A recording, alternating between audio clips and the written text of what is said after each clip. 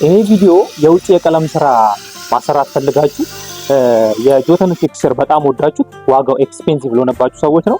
የጆተን ቴክስቸር በጣም ያምራል ይታወቃል፣ ግን ዋጋው ከኮንቴክስቸር አንፃር ስናየው ኤክስፔንሲቭ ነው።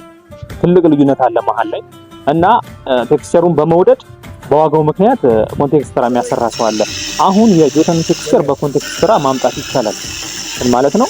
እኛ እዚህ ቤት ላይ የጆተን ቴክስቸር ኮንቴክስቸርን ፐርፌክት ጎበዝ በሆነ ሙያተኛ ጥቅቅ አድርጎ በጥንቃቄ በማስረጨት ራሱን ሉኩን መፍጠር ችለናል። በጣም ነው የሚያምረው። ዋጋው ግን ልዩነት አለው።